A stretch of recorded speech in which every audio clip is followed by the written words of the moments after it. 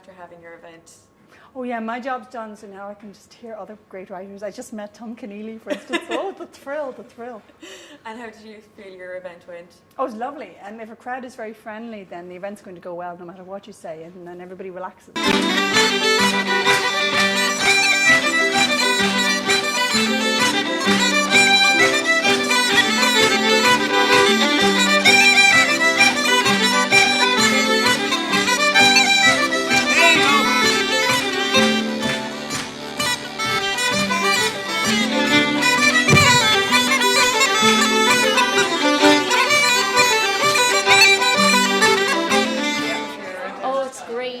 It's vibrant and it's just everybody's buzzing and we're lucky we got the weather as well. Absolutely, and everybody seems really into it. You know, even all the shops and everything made a big effort, so it's wonderful. I decided right then to move to Alaska. The last frontier, the last place in America for freedom, for individuality, for honor, for peace. It's also a great place to raise a dog. I dropped off the rental car, took a cab to a used car lot and picked up a 1975 Ford Bronco for $2,000. This is Larry, and this little guy here, he's called Jeremiah Choo-Choo. He's called See Larry, and he's come all the way from China. But he's only small, because he's only a toy. He's only this big. And this guy here, well, he's called Paddy Wagon. Do you know what he is? Paddy Wagon. He's a coach, a big coach. You know, you boys and girls, you get on a coach, don't you, sometimes, to go places?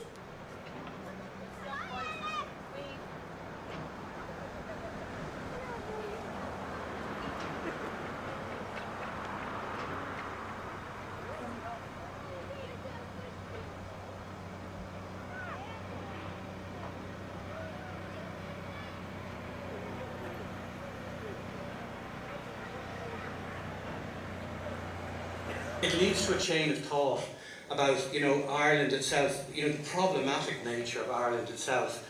Again and again, for Irish poets. Auden spoke about Mad Ireland that hurt you into poetry when he was memorialising Yeats.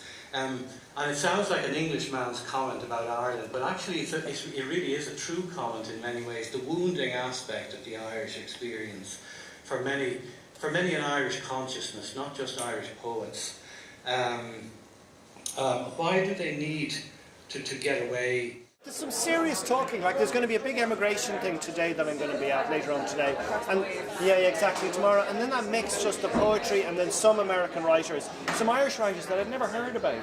Like it seems there's a new generation of younger Irish writers that have in the last 6 years that aren't in the media. I don't know about it. I'm just hearing and meeting them here. Yeah. So it provides an important role for me just to catch up on what's happening. First I was frightened. Mummies don't cry. I know better now. But the sight of her tear-stained, swollen face told me everything I needed to know. My father had promised to fix the lights, to be with us on that special day, to make everything right for his best girls, as he called us. But he hadn't. The lights still weren't working and he still wasn't home. I'm here with Paddy Maloney, lovely man from the Chieftains. What about the lovely? Lovely. Paddy, you're here for an event with John Montague tomorrow evening here in the Arms, aren't you, at 8:30? Can you tell us a bit about it? That's right.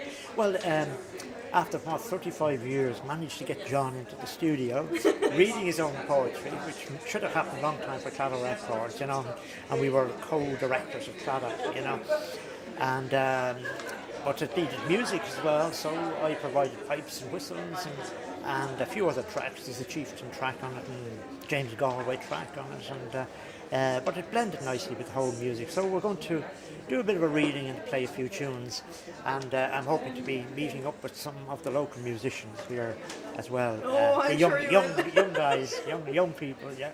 So we'll have a few blasts together, The sounds of Ireland, that restless whispering you never get away from, seeping out of low bushes and grass, heather bells and fern, wrinkling bog pools, scraping tree branches, light haunting cloud, sound hounding sight, a hand ceaselessly combing and stroking the landscape till the valley gleams like the pile upon a mountain pony's coat.